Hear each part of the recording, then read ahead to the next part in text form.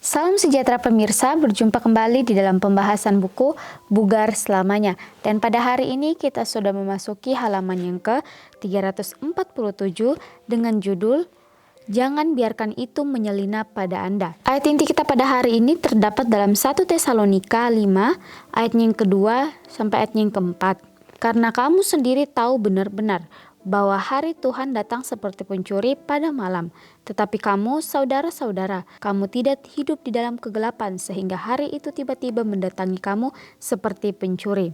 Kita masuk dalam inti pembacanya. Osteoporosis membunuh ibu saya. Butuh beberapa saat bagi saya untuk mencapai kesimpulan ini. Tetapi sekarang saya hampir yakin. Pukulan terakhir terjadi pada tubuhnya terjadi akibat tabrakan langsung yang mengerikan. Tetapi saya bertanya-tanya, apakah lukanya sudah begitu banyak dan akhirnya berakibat fatal?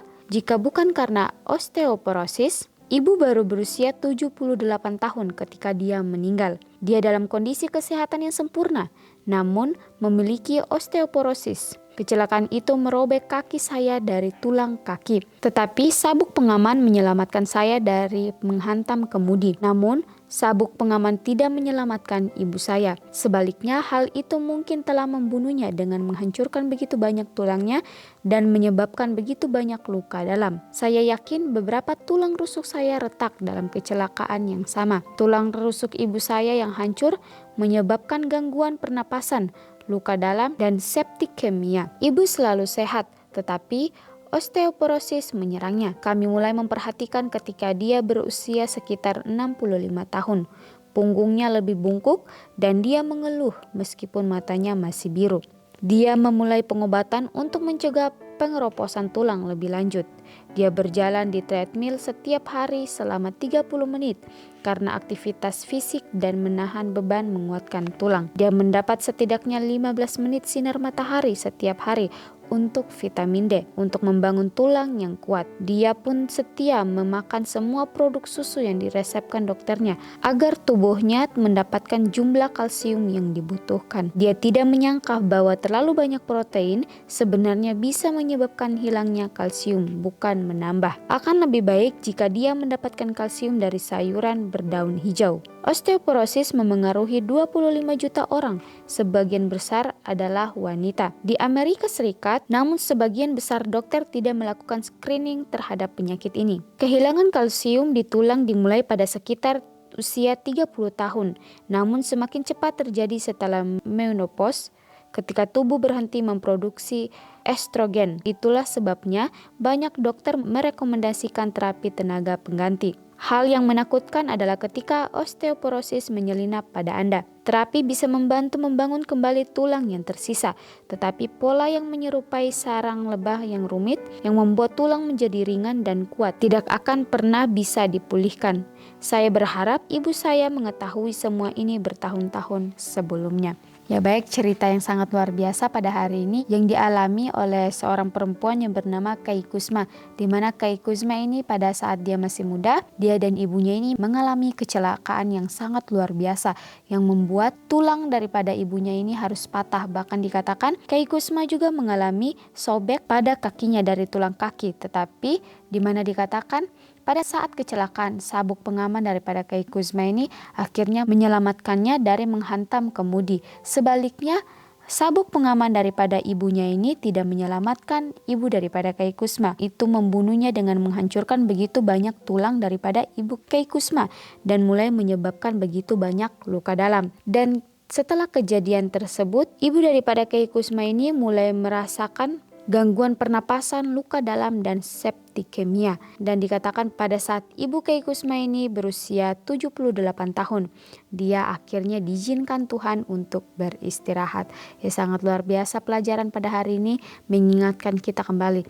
Ya sangat penting untuk kita dapat menjaga akan setiap kehidupan kita, menjaga akan setiap langkah-langkah kita. Biarlah kita mau meminta Tuhan untuk menuntun kita di dalam setiap apapun yang kita lakukan. Bahkan dikatakan di sini bahwa ibu daripada Kai Kusma ini meninggal karena penyakit osteoporosis pada saat Ibu Kay Kusma ini masih hidup, dia sempat mengalami penyakit yang dinamakan osteoporosis. Tetapi dikatakan bahwa ibunya ini selalu menjalankan akan kehidupan yang sehat. Dikatakan ibunya memulai pengobatan untuk mencegah pengeroposan tulang lebih lanjut. Dan dia berjalan di treadmill setiap hari selama 30 menit karena aktivitas fisik dan menahan beban menguatkan.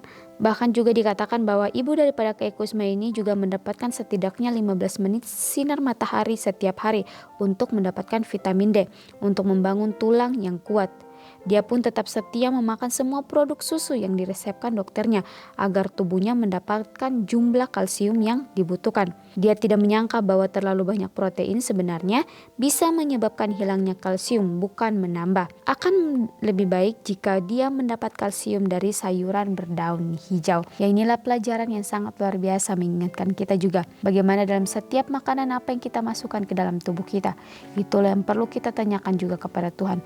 Itulah yang juga perlu kita pikirkan. Jangan sampai dengan apa yang kita masukkan ke dalam tubuh kita, itu yang akan membawa kepada penyakit yang kita tidak inginkan. Ya, sama halnya tadi dikatakan, ibu daripada Kay Kusma ini mengikuti setiap anjuran-anjuran dokter. Dia mengonsumsi atau makan semua produk susu yang diresepkan oleh dokternya agar tubuh bisa mendapatkan jumlah kalsium yang dibutuhkan. Tetapi sebaliknya dikatakan dia tidak menyangka bahwa terlalu banyak protein sebenarnya bisa menyebabkan hilangnya kalsium, bukan menambah. Ya, inilah pelajaran yang mengingatkan kita kembali apa yang sudah Tuhan berikan di lingkungan kita, sayur-sayuran hijau, tumbuh-tumbuhan yang Tuhan berikan kepada kita. Itulah yang harus kita konsumsi karena itulah yang sehat bagi tubuh kita. Ya, sangat luar biasa pelajaran pada hari ini mengingatkan kita untuk apa yang kita ambil dalam setiap kehidupan kita. Biarlah kita mau meminta hikmat daripada Tuhan. Apa yang kita masukkan ke dalam tubuh kita juga harus kita tanya kepada Tuhan atau kita memakai hikmat.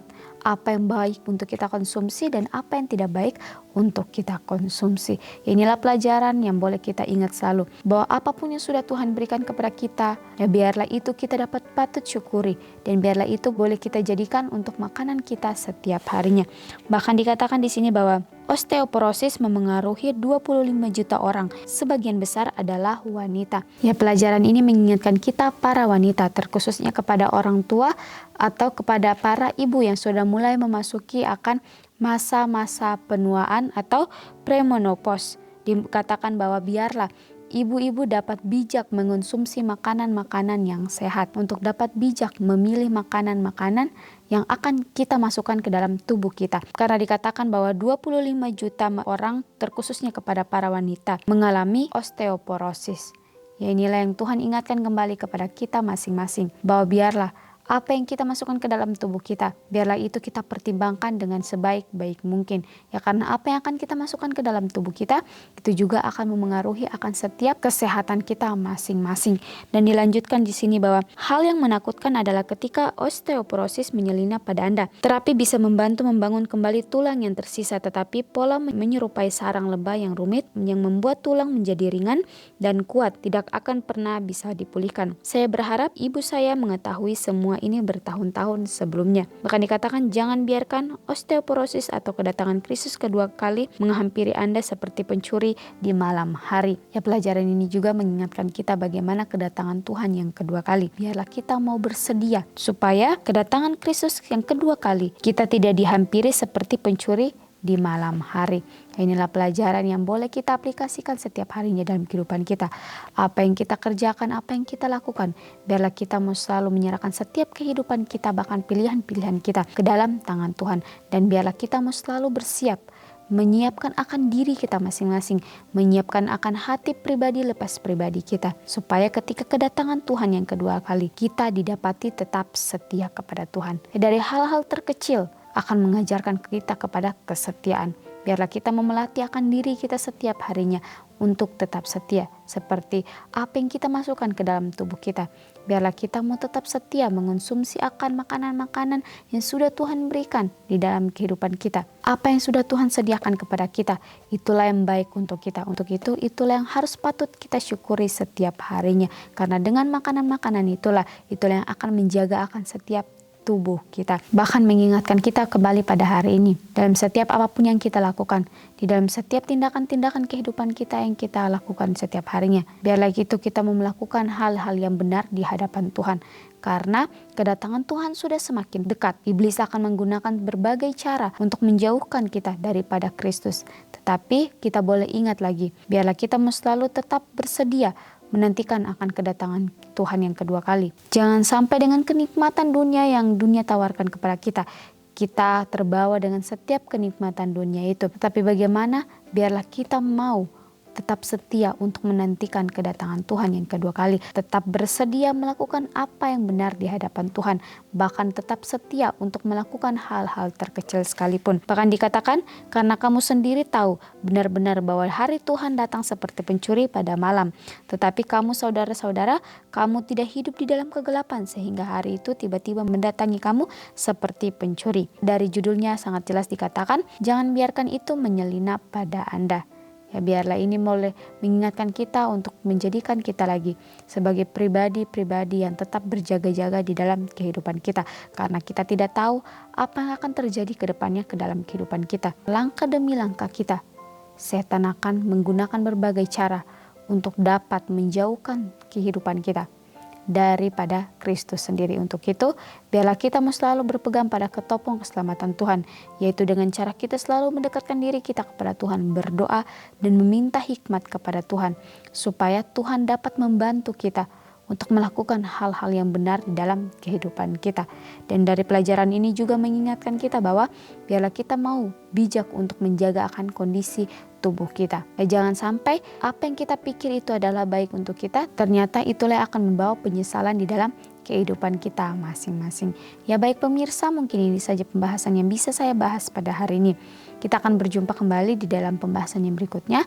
Salam sejahtera dan Tuhan Yesus memberkati kita semua.